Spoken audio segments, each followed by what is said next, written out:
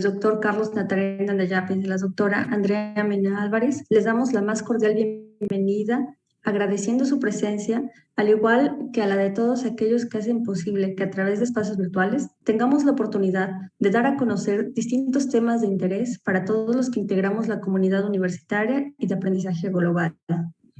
El día de hoy presentamos la conferencia número 03 del año titulado Nanopartículas contra la resistencia a los antibióticos, NanoResist. Les pido por favor mantener sus micrófonos apagados. Al final de la exposición daré lectura durante 10 minutos para preguntas y respuestas que serán formuladas en el chat de Zoom y en los comentarios de Facebook Live. Hoy contaremos con la participación especial y destacada de la doctora Carla Patricia Mayolo de Loisa, profesora, investigador del Departamento de Bioingeniería del Tecnológico de Monterrey. Me permito leer parte de su currículum. Primero, la doctora Carla Patricia Mayolo de Loisa es química industrial y maestra en biotecnología por la Universidad Autónoma del Estado de Morelos. En 2012 obtuvo con honores el doctorado en Ciencias en Ingeniería del Tecnológico de Monterrey. En el 2015 realizó una estancia postdoctoral de la Delft University Technology en Países Bajos. Desde el 2017 es profesora investigadora del Departamento de Bioingeniería del Tecnológico de Monterrey. Actualmente pertenece al claustro de biotecnología y de la unidad de bioingeniería de dispositivos médicos del Institute for Obesity Research del Tecnológico de Monterrey. Cuenta con más de 40 publicaciones en revistas indexadas internacionalmente, 4 capítulos del libro, más de 50 presentaciones en congresos nacionales e internacionales, un índice H de 14 y es investigadora nacional nivel 2 del SNI, del Sistema Nacional de Investigadores del Consejo Nacional de Ciencia y Tecnología de México.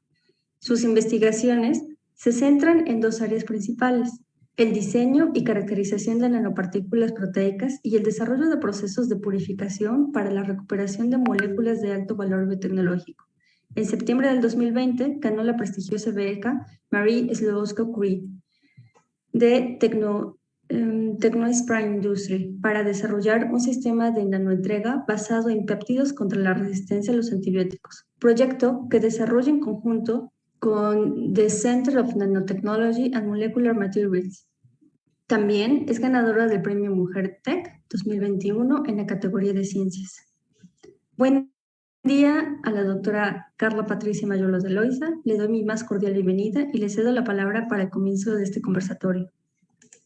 Muchas gracias, Johanna, por la presentación y muchas gracias a la Universidad Autónoma de Chiapas por esta invitación. Pues bueno, ya como lo mencionó Johanna, les voy a hablar de este proyecto que llamamos NanoResist y que titulé especialmente para esta presentación Diseño de nanopartículas contra la resistencia a los antibióticos. Ahorita mencionaba Johanna que bueno, es un proyecto dentro de una convocatoria que se llama TechnoSpring aquí en España. Está financiado por la Marie Sklodowska-Curie Actions a través del Horizon 2020 de la Agencia para la Competitividad de la Empresa en Cataluña. Y además, bueno, es en colaboración con varias universidades e institutos de aquí de España, evidentemente también de México, pero lo estoy desarrollando en el Instituto de Ciencias de los Materiales de Barcelona. Entonces, pues aquí rápidamente les comento cuál es el contenido de la presentación. Trataré de ser pues lo más clara posible, pero si no, por supuesto, siempre estaré esperando sus preguntas si es que algo no queda tan claro. Bueno, empezaré con una breve introducción para darles un poco el contexto sobre el proyecto, el objetivo general, que de hecho, insisto, estoy acotando un poco en lo que les voy a presentar a esta sesión, pero es un proyecto en el cual participan varias instituciones y tenemos objetivos aún más complejos, pero me enfocaré en uno. Después, la estrategia experimental general, una tecnología que es con la que desarrollamos las nanopartículas que le llamamos de los OSP, finalmente resultados y discusión y finalmente algunas conclusiones. Como introducción, pues lo principal, que es la resistencia a los antibióticos, porque muchos investigadores en el mundo estamos tratando de combatir esta problemática. Bueno, primero, pues es generada precisamente por el sobreuso de antibióticos. Seguramente para muchos de ustedes es muy común, ¿verdad? Que nos sentimos mal y de inmediato necesitamos un antibiótico. Por suerte, ahora en México, bueno, por suerte y las regulaciones así lo indican, ya están controlados. Hasta hace unos años podíamos ir a la farmacia y comprarlos sin ningún control, sin receta. Ahora ya no es así, precisamente porque ya se generó un problema, ¿no? Entonces, aún así, aunque nos lo receten, pues seguimos siendo un poco irresponsables en el uso de manera generalizada, ¿no? No atendemos las indicaciones de los tiempos, las dosis, las horas a las que les debemos tomar. Y eso ha generado que los antibióticos pues vayan mutando y generen una batería para resistir el ataque de los antibióticos, ¿no? Y muchos de estos antibióticos pues ya no son eficaces y ya no pueden o ya no tienen la eficacia que tenían antes. Además de esto, pues aunado, tenemos problemas serios en el mundo, no solo en México, de falta de acceso a agua, agua limpia, potable y sanitización en general. Entonces, eso complica aún más este problema en muchas regiones del mundo. Y además de la falta de conciencia y conocimiento, ¿no? Por ejemplo, lavado de manos que hasta hace un par de años, pues nos insistían 20 segundos de contacto con el jabón, tiene una razón.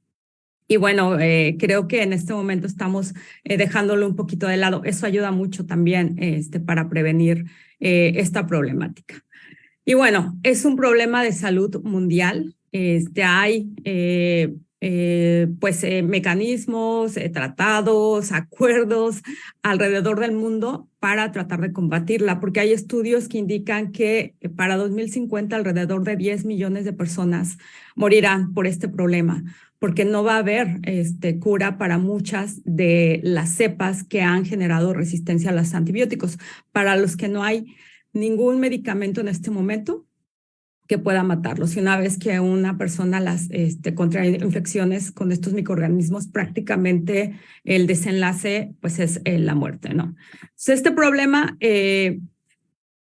la principal, evidentemente, consecuencia puede ser la muerte, la más grave, pero también ha aumentado los costos de los sistemas de salud que de por sí están padeciendo desde diferentes frentes durante los últimos años, y además de aumentar las estancias hospitalarias y dejar aún más vulnerables a muchas personas para contraer otro tipo de infecciones, ¿no?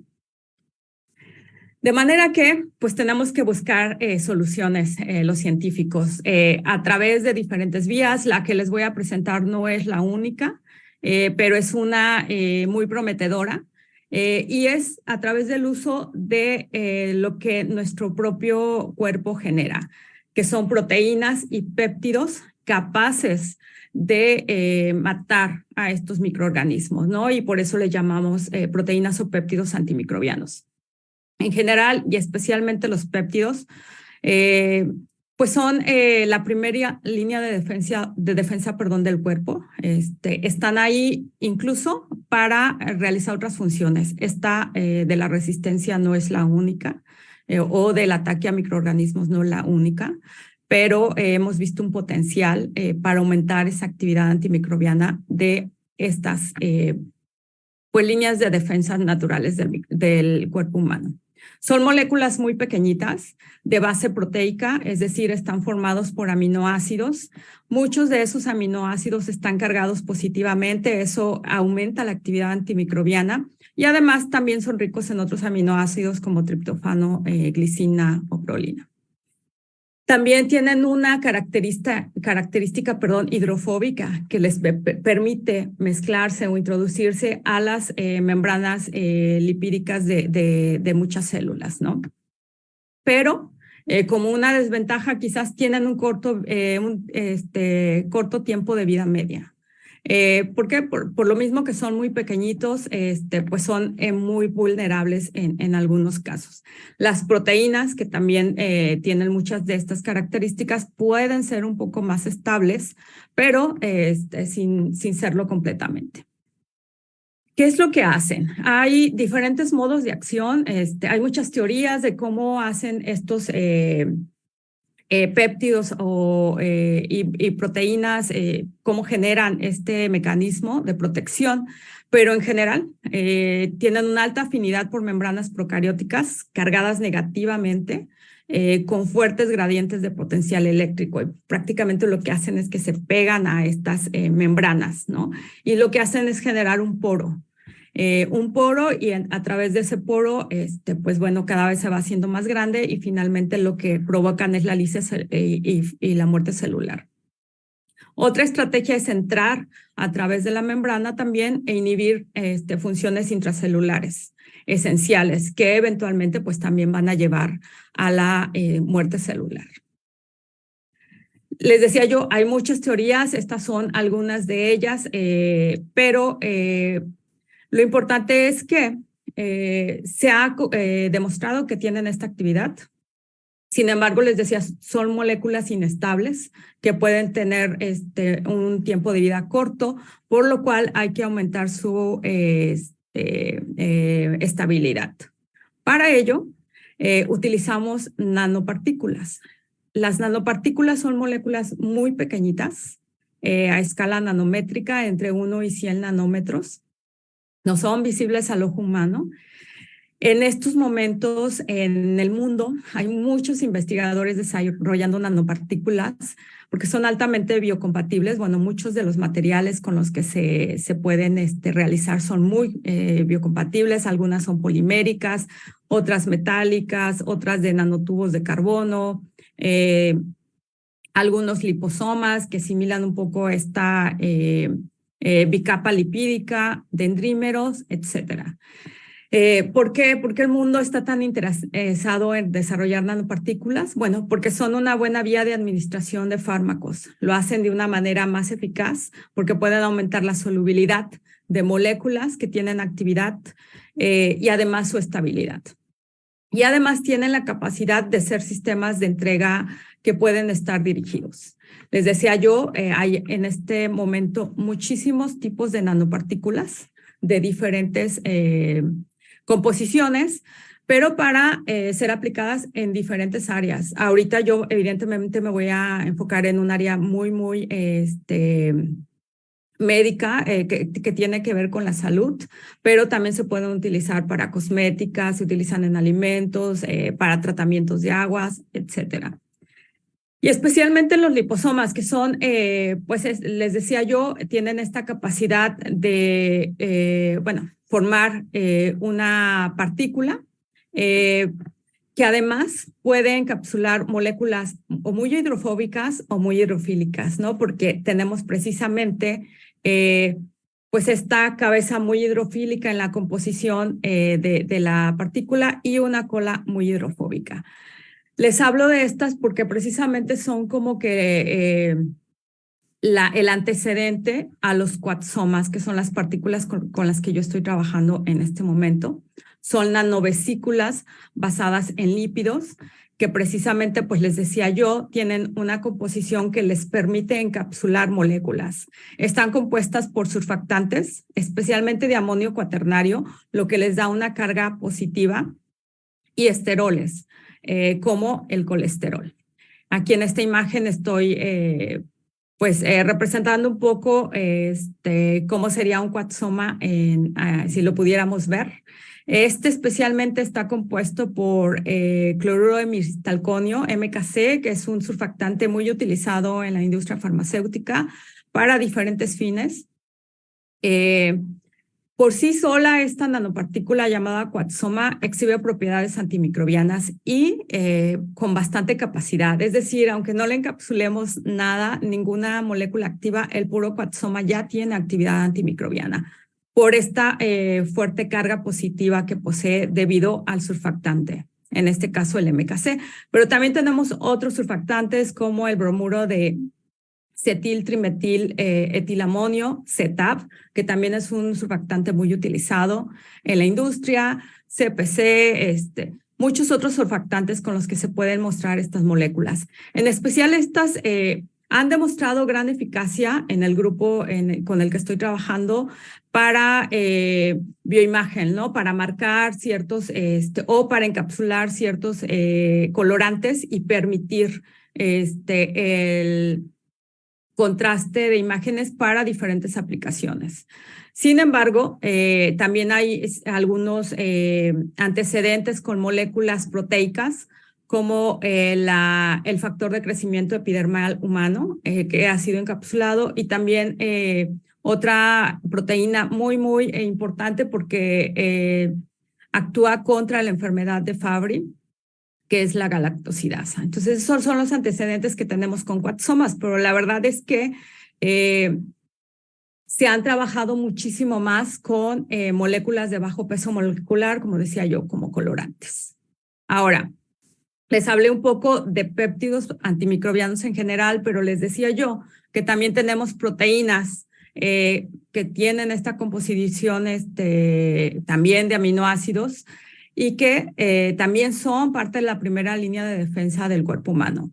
En especial la ribonucleasa. El cuerpo humano o existen 7 ribonucleasas humanas con diferentes características, pero todas comparten algo, una actividad catalítica. La ribonucleasa lo que hace en términos prácticos es romper el RNA. Entonces, o degradarlo, ¿verdad? Entonces tiene un sitio catalítico para esa acción, pero también tiene un sitio que se pega a un inhibidor de ribonucleasa. ¿Por qué? Pues porque no siempre es deseada esta función, precisamente porque degrada RNA. Entonces, las ribonucleasas en las células humanas tienen que estar inactivas cuando no se ocupen porque pues, pueden dañar la célula, ¿no? Entonces, esta ribonucleasa es una quimera, ha sido modificada genéticamente con uno de los grupos de investigación con los que estoy colaborando en la Universidad Autónoma de Barcelona, dirigido por la doctora Esther Boix, que ha mezclado una ribonucleasa humana 1 con una ribonucleasa humana 3 para poder aumentar la actividad bactericida de esta ribonucleasa y además también la actividad catalítica. Y dejar intacto esta área de la proteína que les decía yo, que además se liga al inhibidor de ribonucleasa y la inactiva cuando su función no es deseada, ¿verdad? Esta ribonucleasa por sí sola ya ha demostrado tener actividad antimicrobiana contra cepas resistentes, algunas de E. coli, otras, por ejemplo, Acinetobacter baumannii, que es otras de las cepas bacterianas de muy alto interés, porque pues tiene esta cepa resistente, Pseudomonas aeruginosa también. Tiene una carga neta en general positiva, lo que también aumenta su actividad antimicrobiana y además tiene un parche que es hidrofóbico y que también le permite pues pegarse más fácilmente a estas membranas de la pared celular. En este contexto, ya les hablé un poco de la resistencia a los antibióticos, la proteína con la que estoy trabajando y en el marco de este proyecto que les decía yo llamado NanoResist, una parte de este proyecto es inmovilizar proteínas y péptidos antimicrobianos en cuatsomas para aumentar la estabilidad y actividad antimicrobiana y evitar la formación del biofilm. El biofilm es esta forma de crecimiento de los microorganismos que se pueden pegar a ciertas superficies y que además aumenta su resistencia, ¿no? Es una forma de crecer del microorganismo que lo protege, ¿no? Y que lo hace más difícil de atacar. Entonces, muy general, la estrategia experimental que hemos seguido es trabajar con proteínas que tienen esta resistencia, esta actividad contra microorganismos que ya presentan resistencia a los antibióticos. En especial, esta es la ribonucleasa que hemos nombrado 3,1-B3 por las diferentes variantes que se han ido diseñando para ir mejorando esta actividad antimicrobiana. Después, en general, lo que hacemos es inmovilizar esta proteína en estas nanopartículas llamadas coaxisomas. Hemos seguido diferentes estrategias. Ya saben, cuando planteamos un proyecto de investigación, pues lo hacemos desde una teoría en la que basamos mucho de lo que estamos proponiendo, pero pues cuando llegamos al laboratorio descubrimos nuevas cosas, tenemos más conocimiento y eso se va modificando un poco. Entonces, al principio lo que nosotros decidimos era utilizar coaxisomas de Z-colesterol y de MKC-colesterol, especialmente MKC-colesterol porque son nanovesículas muy bien caracterizadas que ya se utilizan para poder encapsular otras proteínas, como les decía yo, el factor de crecimiento, y además son muy... están estudiadas, caracterizadas para poder entrar al torrente sanguíneo. Entonces, esa era una de las motivaciones. Sin embargo, con el tiempo y con la desventaja que tenemos que nuestra proteína es altamente positiva y nuestra nanovesícula también es altamente positiva, estábamos probando la estrategia de encapsular a través de interacciones hidrofóbicas, ¿no? Pero funcionó relativamente, ahorita van a ver algunos resultados, sin embargo no llegamos al objetivo y entonces decidí probar otras nanovesículas de dodecilsulfato de sodio, SDS, que es otro surfactante, y además probar una estrategia nueva que es a través de interacción electrostática, que evidentemente es una interacción mucho más favorable cuando tienes diferencias de cargas. Después de eso viene la caracterización, que es a través de la actividad enzimática. Perdón, si no lo mencioné antes tan específicamente, bueno, la ribonucleasa A es una proteína, pero también es una enzima. Les decía yo que tiene esta actividad catalítica y por eso es tan importante medirla, aunque no está directamente relacionada con la actividad antimicrobiana. La eficiencia de encapsulación, es decir, qué tanta proteína es lograda o se logra inmovilizar dentro de esta nanopartícula y pues técnicas rutinarias para la caracterización de nanopartículas como medir el tamaño, el índice de polidispersidad, la carga a través del potencial Z y especialmente a través de se me fue la palabra, micrografía electrónica criogénica, pues poder ver cómo es la morfología de estas nanopartículas. Y finalmente, evidentemente, medir la actividad antimicrobiana. Aunque tenemos modelos de cepas resistentes como MRSA, que es metacilin resistent Staphylococcus aureus, es una microorganismo que ya está bien detectado, que prácticamente no hay un antibiótico que lo pueda matar. Ese es el modelo final en el cual vamos a probar la resistencia de estas nanopartículas. Sin embargo, trabajamos con E. coli BL21, que es también muy fácil de utilizar en el laboratorio. Bueno, es más accesible. Por lo que requiere, no es una cepa resistente, pero es un buen modelo para poder ir analizando qué es lo que está pasando con nuestras nanopartículas, ya en el laboratorio, ¿verdad? Les decía yo que les iba a platicar también de lo que es la técnica con la que se desarrollan estas nanopartículas, que especialmente en el grupo le han llamado de los SOSP, que es utilizar fluidos supercríticos. La verdad es que la metodología para realizar nanopartículas también es muy variada. Hay diferentes técnicas y lo que va a cambiar es la robustez de esa técnica y el tamaño de nanopartícula que va a generar y, por supuesto, qué tan heterogéneas son esas nanopartículas, que de alguna manera lo medimos a través del índice de polidispersidad. Bueno, utilizar fluidos supercríticos, la verdad es que nos hace saltar de nanopartículas muy grandes, hablo de partículas muy grandes, pues no sé, de 200, 300 nanómetros, a partículas menores a 100 nanómetros. Entonces, esta tecnología es desarrollada en el grupo, es un reactor al cual se le añade la solución que generalmente es una solución orgánica.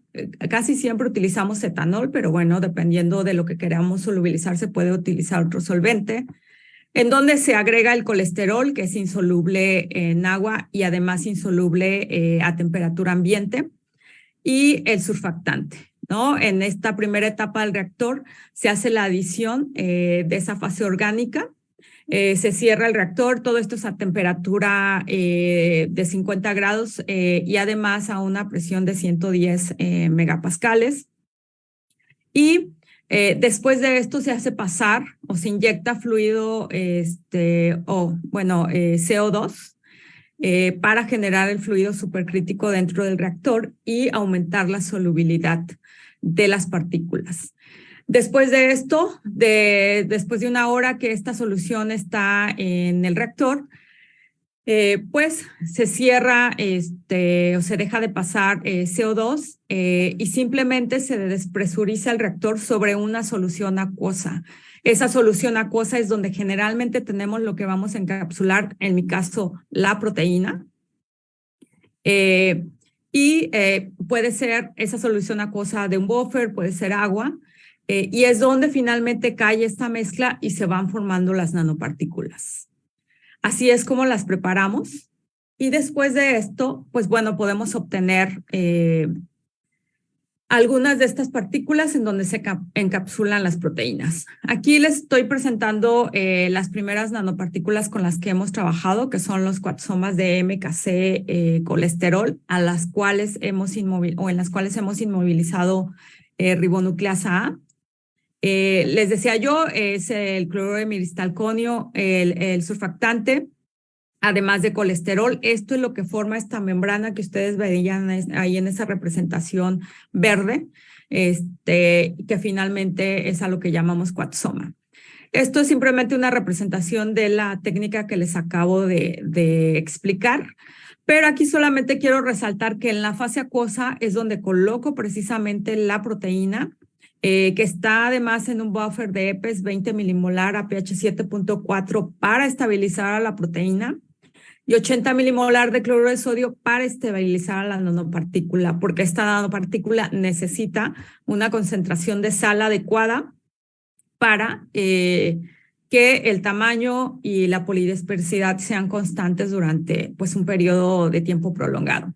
Después de que se preparan las nanopartículas, se hacen pasar por un sistema de afiltración, que es simplemente para poder separar el exceso de etanol. Les decía yo que para la preparación utilizamos etanol como solvente. Entonces, con la diafiltración eliminamos el solvente y quizás restos de cloruro de miristalconio o colesterol que no lograron formar nanopartícula y que siguen solubles. Y además, también podemos concentrar las nanopartículas a volúmenes, que nos interesen para aumentar la carga o la concentración de proteína. Aquí ustedes pueden ver los resultados del tamaño de partícula, polidispersidad y potencial Z, que lo hacemos a través de un equipo que se llama Z-Sizer, que utiliza Dynamic Light Scattering para poder detectar estos parámetros. Simplemente al medir el tamaño, pues nos damos cuenta que los tamaños están alrededor de 100 nanómetros. Aquí en las barras grises ustedes pueden ver los resultados de un control que solamente tiene la nanopartícula. Y en amarillo están los resultados de la nanopartícula en donde está encapsulada la proteína que tiene actividad antimicrobiana, que en este caso es la ribonucleasa. Entonces, respecto al tamaño, conforme van pasando los días, se ve muy claramente que es bastante constante. Realmente esta diferencia que ven del día 1 al día 7 es más bien por la presencia del etanol, ¿no? Les decía que cuando las preparamos, pues se preparan con un 10% de etanol y después de la diafiltración se retira el etanol. Entonces, prácticamente el cambio de tamaño del día 1 al día 7 es que ya están en una solución 100% acuosa. Respecto a la polidispersidad, que es un parámetro importante para medir, cuando estamos produciendo nanopartículas, esa polidispersidad, lo ideal es que sea menor a 0.3, ¿no? Eso nos va a dar una idea de qué tanta homogeneidad hay en las nanopartículas. Aquí, como pueden ver, el control va bajando un poco, mientras que las nanopartículas en donde está la proteína va aumentando un poco la polidispersidad. No es tan crítico en este caso ese aumento de la polidispersidad, que va de aproximadamente 0.15 a 0.2, y que es precisamente, al final de cuentas, la proteína es una molécula dinámica que va cambiando, que está en una solución y que seguramente pues puede haber, y las interacciones que está haciendo con la nanopartícula, pues va viendo cambios un poco en el tamaño. Al final lo que mide este equipo es el radio hidrodinámico de la partícula, y pues también las proteínas tienen radio hidrodinámico. El potencial Z es simplemente la carga de la nanopartícula, que les decía yo que estas partículas son altamente positivas por el hecho de estar formadas por MKC. Alrededor tienen un potencial Z alrededor de 32 milivolts al inicio, y cuando las cambiamos de solvente, pues sube un poco alrededor de 40 milivolts. Siempre es muy normal ver que las partículas en donde no hay proteína, pues tienen un potencial Z ligeramente mayor al que tienen las partículas que tienen proteína. Bueno, y eso es nos puede dar una idea de si la proteína se está inmovilizando o no. Perdón. Ahora, les decía yo que esta proteína en especial, pues es también una enzima, tiene un sitio catalítico, su sustrato es pues un oligonucleótido como el RNA, en donde pues nosotros podemos, a través de diversas técnicas como esta, que es, le llamo simograma aquí, pero es una electroforesis no desnaturalizante, en donde coloco un sustrato, en este caso es un polinucleótido llamado PoliU, que es un ácido. Se coloca en el gel, esto es un gel de electroforesis, y después pues se hace pasar evidentemente la muestra con nanopartículas, con proteína nativa, sin encapsular, y también pues un control de la pura nanopartícula o coatsoma, en donde evidentemente espero no ver una interferencia o una señal de actividad. Una vez que se hacen pasar estas nanopartículas por el gel, se hace un revelado. El revelado es con un colorante básico, que es azul de toluidina, y evidentemente en presencia de la ribonucleasa va a degradar el PoliU, y por eso vemos este cambio. Esta coloración morada es por la presencia precisamente del azul de toluidina, ¿no? Que cuando pues no hay ribonucleasa, pues está pegado al PoliU. Pero en la presencia de ribonucleasa, pues vemos estas manchas prácticamente transparentes. Si viéramos el gel directamente con nuestros ojos, veríamos que es eso, ¿no? Prácticamente se hace transparente esta parte, que pues nos dice que las proteínas están activas. En este caso, en la nanopartícula de MKC colesterol, la proteína está sumamente activa. Pareciera que mi control de ribonucleasa A, que es esto en diferentes concentraciones, simplemente es para ver, tratar de hacer una estimación en concentración a través del gel. Pero bueno, vamos, en la nanopartícula lo relevante es que la proteína está activa y que además esa actividad se mantiene durante varios meses, que es otra de las ventajas de utilizar nanopartículas. Les decía yo, no solo aumentar la actividad, que de por sí, bueno, tienen las moléculas que estemos encapsulando. Muy importante es aumentar la estabilidad. Y a través de otra técnica de fluorescencia podemos medir la cantidad de proteína total. En esta la llamamos fluorescencia intrínseca del triptófano, que es un aminoácido presente en la proteína, que es el que da una señal muy, muy alta con fluorescencia. Y entonces a través de eso nosotros podemos hacer una cuantificación y calcular la eficiencia de atrapamiento, que en este caso es del 17%. Realmente es una eficiencia de atrapamiento relativamente baja y no lo mencioné al inicio, pero lo ideal para nosotros cuando planeamos el proyecto era encapsular una concentración alta de proteína de 5 micromolar. Y en pues en este experimento que les estoy mostrando, solamente después de muchos experimentos fallidos, decidimos probar una concentración muy baja y ver qué pasaba. Y en este caso estamos trabajando con 0.64 micromolar de proteína. Estamos muy por debajo, prácticamente 10 veces por debajo de la concentración que esperábamos utilizar para poder ver una buena actividad antimicrobiana. Este es el resultado de del microscopio electrónico que les decía yo que es criogénico. Se saca prácticamente una estampa, se congela la muestra a menos 80 grados con nitrógeno líquido para poder sacar pues una fotografía de cómo están las nanopartículas, ¿no? Y aquí las pueden ver, son prácticamente esféricas. Prácticamente todas son unilamelares, es decir, solamente tienen esta capa o una bicapa lipídica, o bueno, asemejando una bicapa lipídica. Les decía yo que tienen un tamaño aproximado de 100 nanómetros. Esto es cuando no hay proteína, son los controles de estos cuatsomas, pero ya en la presencia de proteína, vean, se empiezan como que a juntar un poco más a lo que nosotros le llamamos aglomeración. Y además empiezan a aparecer o manchas negras o estos puntitos negros, perdón, que es debido a la presencia de la proteína.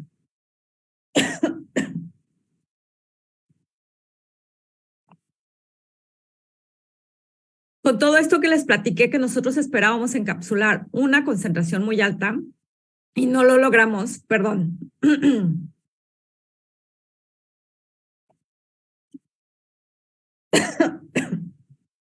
Perdón, a ver si ya. Bueno, logramos llegar. Perdón, un segundo más.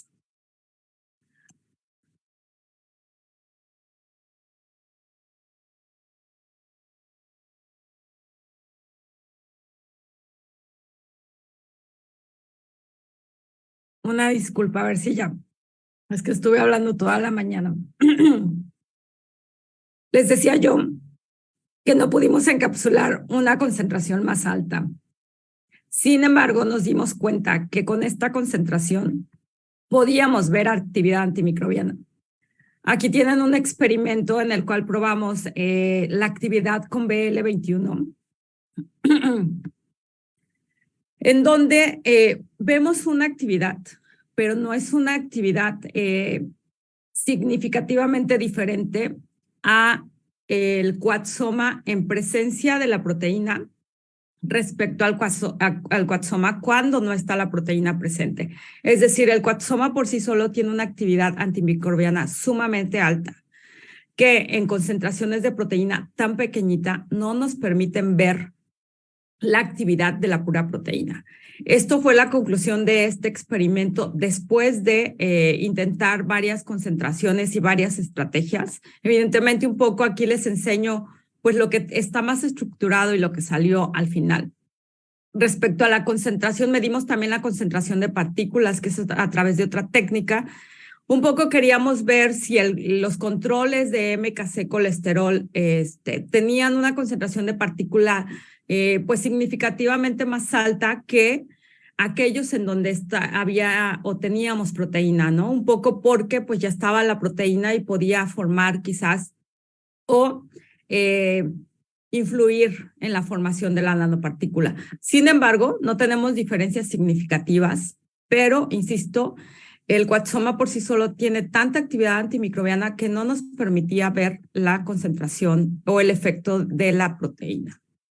De manera que algo a lo que yo me negué durante mucho tiempo es a utilizar dodecil sulfato de sodio, SDS, que es un surfactante sumamente utilizado en la industria, pero especialmente yo lo he usado durante muchos años para desnaturalizar proteínas. Pero es un surfactante precisamente que tiene una carga negativa, que es lo que le permite desnaturalizar proteínas en solución. Entonces, yo ya sabía que el SDS podía formar también nanovesículas como los coaxisomas con carga positiva, pero tenía, la verdad, muchas dudas sobre si iba a desnaturalizar a la proteína. Después, insisto, estar trabajando con varias estrategias. En el grupo también se están desarrollando otras nanovesículas cargadas negativamente con otro surfactante, un poco más amigable, digamos, con el ambiente, solamente que está en proceso de patente porque se va a aplicar a la industria cosmética. Entonces, como teníamos esa limitante para trabajar inmediatamente con este surfactante, dije, bueno, vamos a ver qué pasa con el SDS y estudiamos si nanoestructurado tiene el mismo efecto que cuando está en solución y que se utiliza para, pues precisamente desnaturalizar proteínas. Así que empezamos con este experimento en donde también utilizamos 0.64 micromolar de proteína. Es una concentración muy bajita. Estamos, insisto, muy por debajo de lo que habíamos pensado que era lo ideal para poder observar la actividad antimicrobiana, que es de 5 micromolar. Y ahora lo que hicimos fue estudiar las cargas, ¿no? Calcular cuántas cargas negativas hay en el coaxisoma y saber cuántas cargas positivas de proteína podíamos enlazar. De manera que aquí, en esta representación del coaxisoma, si lo ven, una parte del SDS va a estar al exterior de la nanopartícula, pero otra parte está al interior. Digamos que teóricamente el 50% del SDS o de la carga del SDS está disponible en la superficie y el 50% tiene que estar al interior.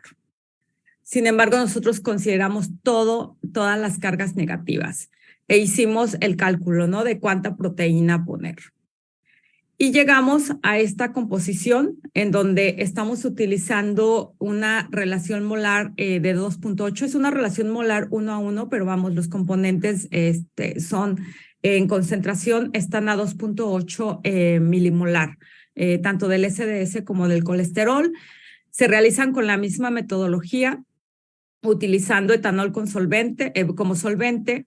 Y al final, también en el proceso de despresurización, cuando sacamos esta solución del reactor, colocamos la proteína en solución, otra vez en buffer, y es ahí donde pues se hace la formación de las nanopartículas y además la encapsulación. Después de eso, diafiltramos otra vez por esta técnica de ultrafiltración, en donde simplemente, en este caso, estamos retirando el exceso de etanol y les decía yo, exceso de partículas, de reactivos que no formaron nanopartículas. Y acá ya vemos un efecto diferente. Acá el tamaño de la nanopartícula es ligeramente más pequeño que los coaxisomas de MKC. Están alrededor de 40, 50 nanómetros, pero con el tiempo van aumentando su tamaño. Es decir, esta interacción electrostática entre la proteína y el coaxisoma es mucho más fuerte. Y va modificando el tamaño conforme van pasando los días hasta obtener tamaños de aproximadamente 120, 125 nanómetros. Lo mismo pasa con la polidispersidad, va aumentando, aunque aquí sí tenemos polidispersidades muy buenas al inicio de 0.2, pero conforme va pasando el tiempo, llegamos hasta 0.5. Respecto a la carga, estas nanovesículas, les decía yo, ya son cargadas negativamente por la presencia del SDS, de manera que tenemos milivolts de aproximadamente, o un potencial Z aproximado de menos 45 milivolts, que además, pues bueno, se aprecia una diferencia obvia entre lo que es la nanopartícula sin la proteína y la nanopartícula con la proteína, ¿no? que son mucho más marcadas con respecto a lo que observamos con los cuatzos de MKC colesterol. Aquí otra vez este análisis de actividad catalítica, y aquí lo que vimos es que la proteína sigue activa y que incluso porque aquí estas señales están a la misma concentración, ¿no? Este control de ribonucleasa nativa está a la misma concentración que lo que tenemos en la nanopartícula, y por apreciación visual podría pensarse que la nanopartícula está incluso más activa que la proteína nativa. El Quatsom nunca da señal en estos, o no debe de dar señal, ¿verdad? Pero siempre lo medimos pues para asegurar que no interfiera. Esta parte es muy importante por lo que les decía. Mi duda siempre fue si el surfactante, el SDS, podía desnaturalizar a la proteína. No lo hace cuando está en esta nanoestructura, que es algo que hemos visto muy comúnmente con materiales que pudieran ser tóxicos cuando están en solución. Cuando están nanoestructurados cambian esas propiedades, ¿no? O baja la toxicidad, son muchísimo más biocompatibles que en su forma natural. También tengo otro estudio que no estoy presentando aquí, en donde voy viendo cómo afecta el SDS en solución no nanoestructurado a la actividad de la proteína, y ahí sí hay desnaturalización, como pues ya insisto, está más que comprobado.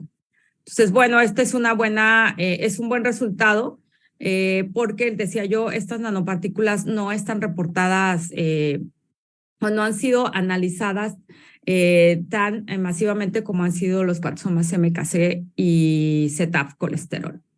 En cuanto a la eficiencia de atrapamiento, en este caso prácticamente es del 100%. Es decir, es mucho más efectiva esta estrategia que tratar de encapsular la proteína a través de interacciones hidrofóbicas. La interacción electrostática es muchísimo más favorable en este caso y aparentemente mucho más fuerte. Y relativamente mucho más fácil de llevar a cabo, ¿verdad? No necesito una concentración de sal tan alta. Aquí pueden ver otra vez la microscopía, las micrografías de estos quatzoms, que evidentemente se ven más pequeñitos que las que les presentaba yo hace algunas diapositivas. También son unilamelares. Pareciera que al principio son menos polidispersos. Sin embargo, cuando ya está la proteína, aquí sí se observa claramente que se empiezan a aglomerar, ¿no? Se empiezan a juntar, y estas manchas negras son por la presencia de la proteína. La proteína es tan pequeñita que no la podemos ver claramente, no la vamos a ver así como se ven las nanopartículas en estas imágenes, pero estas manchas obscuras indican la presencia de la proteína, un poco por la experiencia visualizando este tipo de nanopartículas. Respecto a la actividad antimicrobiana, otra vez utilizando esta cepa de BL21, ya tenemos resultados con las cepas resistentes, pero faltan detalles, por eso no se los estoy presentando. Pero vemos que el quatzoma o la nanovesícula de SDS colesterol no tiene tanta actividad antimicrobiana. Aquí permite prácticamente que el 95% de las células crezcan. No hay un impacto en el crecimiento de las células por la presencia de la nanopartícula. Sin embargo, cuando la partícula está en presencia de la ribonucleasa, la viabilidad celular, es decir, cuántas células pueden resistir la presencia sin morir, es de aproximadamente el 50%. Es decir, ya aumentamos esta actividad antimicrobiana, o podemos ver la actividad antimicrobiana solo por la presencia de la proteína, y ya no tenemos interferencia por la nanovesícula, ¿no? Esto es bueno, digo, que la nanovesícula sea activa es muy bueno, pero no se pueden utilizar para todas las aplicaciones. Y al final, algo que yo no les he comentado hasta ahorita, pero es parte del proyecto, es tratar de inmovilizar esta nanopartícula, anclarla a una superficie modificada para poder recubrir dispositivos médicos, especialmente catéteres. Así que, bueno, con este resultado, pues pudimos notar que sí hay actividad antimicrobiana de la proteína cuando está en presencia del coatzoma y evidentemente también cuando está sola, en solución. Y evidentemente ahorita lo que hay que estudiar también es la estabilidad conforme va pasando el tiempo, ¿no? No solamente un mes, sino un poco más de tiempo. Y pues bueno, como conclusiones generales, es los coatzomas MKC colesterol, que son muy buenos para otras aplicaciones, son muy biocompatibles, pues tienen una baja eficiencia de atrapamiento, ¿no? No pueden encapsular una cantidad de proteína tan alta debido a esta característica de ser muy positivas. No se observa un incremento entonces en la actividad antimicrobiana debido a la presencia de la ribonucleasa, ¿no? No se puede apreciar.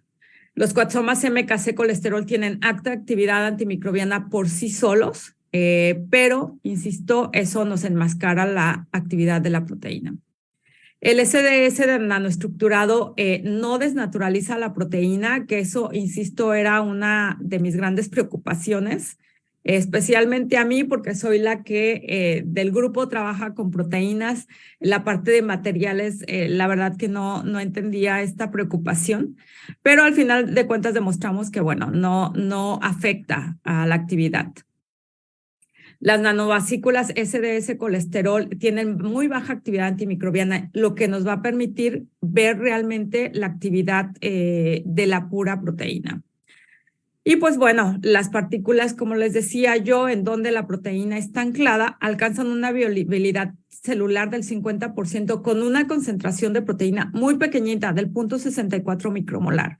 Y nosotros lo que queremos es encapsular aproximadamente 5 micromolar de proteína. Es decir, también descubrimos que quizás con una concentración de proteína mucho más baja, la actividad antimicrobiana va a ser mucho más alta a lo que esperábamos ver con concentraciones tan altas como 5 micromolar.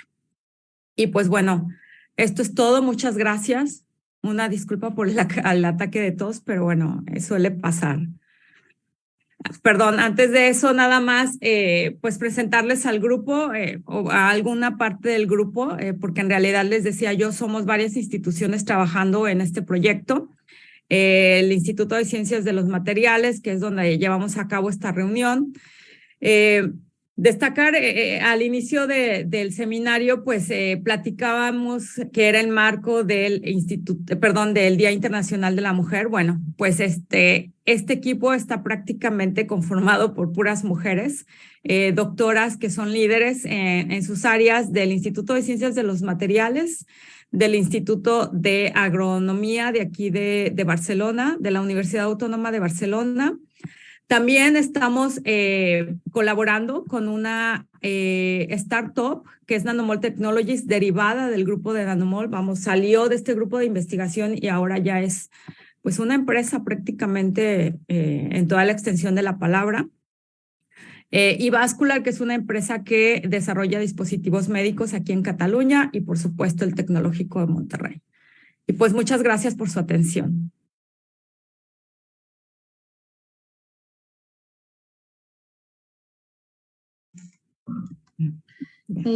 Muchas gracias, doctora Carla Patricia. Bueno, invito a los participantes en este conversatorio a dejar sus comentarios en la caja de mensajes de Zoom y de Facebook. Entonces, si hay alguno que tenga alguna pregunta, por favor, los invito a escribirla en este momento.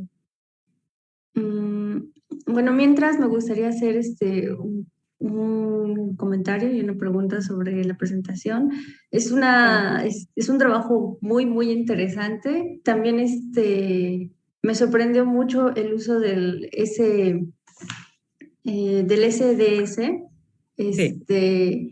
Sí, porque siempre es una preocupación mantener estable la proteína o cualquier proteína. Entonces, de hecho, yo no había visto que se utilizara el SDS como micela. Había visto antes que utilizaran el SDS muy pequeñitas concentraciones, muy, muy pequeñitas concentraciones, pero para protección de la albúmina, no, de la albúmina sérica. Eso se lo había visto, pero no como micela. Entonces yo creo que ahí son concentraciones un poquito más altas, pero sin que llegue a afectar la actividad biológica de la proteína. Y en este sentido, esto abre la posibilidad de utilizar otro tipo de surfactantes que nos permitan justamente alcanzar una variabilidad con otro tipo de surfactantes para diferentes medios, o eso es algo que aún no se ha explorado o que no se ha considerado. Sí, de hecho hay muchos otros surfactantes con los que se ha trabajado. Ahorita yo mencionaba el MKC y el CETAP y bueno, el SDS, pero hay otros como el CPC, el CETAC,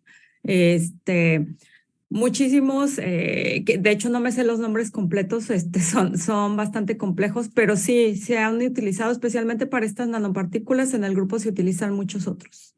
Y seguramente por ahí si alguno de ustedes tiene algún surfactante, seguramente si encuentran la concentración ideal para poderlo conjugar con un esterol, es muy posible que les dé un Quadsoma. Bueno, me comenta que no hay ninguna pregunta en Facebook o ningún comentario, y aquí me parece que tampoco hay ningún comentario. Entonces, voy a proceder a lo siguiente. Me permito leer ante quienes nos siguieron durante toda esa transmisión la constancia de reconocimiento. Entonces, a ver, la Universidad Autónoma de Chiapas, a través del Centro de Estudios para el Desarrollo Municipal y Políticas Públicas, otorga el presente reconocimiento a la doctora Carla Patricia Mayolo de Ilosa por su participación como ponente de la conferencia Nanopartículas contra la resistencia a los antibióticos, NanoResist, en el marco de Think Tank Webinar Series impartida el 10 de marzo de 2023 en Tuxtla Gutiérrez, Chiapas, por la conciencia de la necesidad de servir. Muchas gracias. Gracias a ti, Johanna, y gracias a todos los que estuvieron presentes, y por supuesto a la Universidad Autónoma de Chiapas por darme la oportunidad de compartir esto con los estudiantes. Y pues bueno, la invitación abierta para también conozcan los programas de posgrado del Tecnológico de Monterrey, cualquiera que esté interesado en hacer maestría en biotecnología o doctorado en biotecnología. Muchas gracias. Aquí un participante, Yasmín Carolina, subió la manita, no sé si tenga alguna pregunta.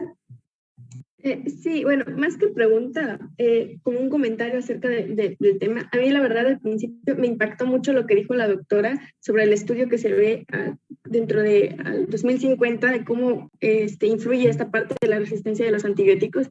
Y a nivel personal, pues, híjole, sí, me caló bastante porque da a entender mucho la manera irresponsable en la que a veces uno se automedica en casa, o como nos enfermamos de una cosa, decimos, bueno, ya me enfermé a través de esta cosa, pero como el mes pasado me enfermé igual, pues voy a usar el mismo medicamento, ¿no? Porque me funcionó igual.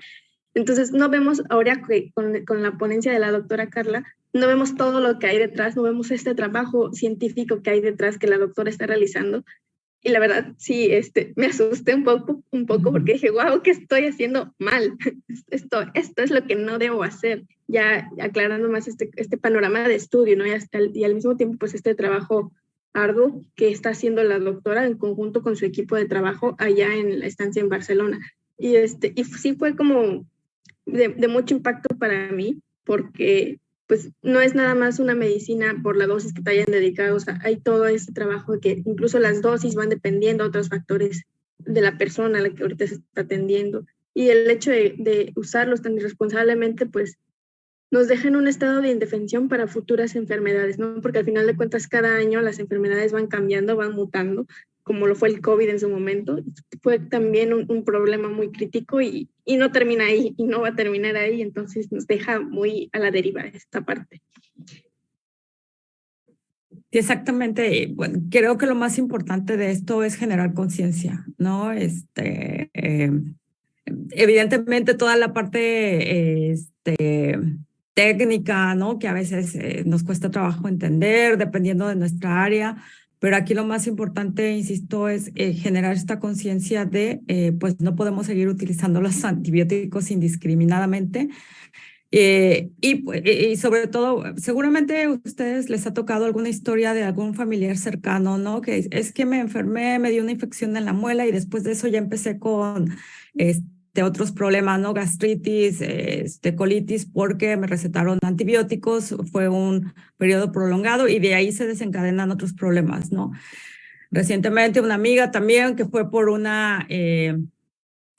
por otra enfermedad, algo le cayó mal, algo que comió le cayó mal, fue al hospital, estaba muy vulnerable, le recetaron antibióticos y de ahí contrajo ya en el hospital una bacteria resistente, que está latente y pues que ya no va a haber manera de eliminarla de su microorganismo de su organismo, y lo único que puede hacer es controlar lo que come, su dieta, vamos, pues para no activarla, ¿no? Pero, y así les puedo contar muchas historias más. Entonces, insisto, si algo queda en la mente de ustedes de esta ponencia es, bueno, hay que ser muy cuidadosos con el uso de antibióticos, ¿no?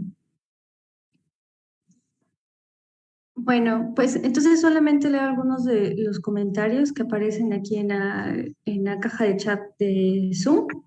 Entonces muchas gracias por el tema, doctora Carla, felicidades, muchas gracias, excelente ponencia, doctora Carla Mayolo, gracias por el tema interesante, felicitaciones y muy interesante el avance tecnológico y excelente ponencia, muchas gracias. Muchas gracias. Bueno, pues muchas gracias, doctora Carla, fue muy excelente y muy interesante el tema y pues a todos pues tengan muy buenas tardes y terminamos acá. Gracias a todos por su participación. Gracias a la doctora también, a la doctora Patricia Mayolo por su excelente ponencia. Muchas gracias. Gracias, Janmin. Hasta luego. Hasta luego.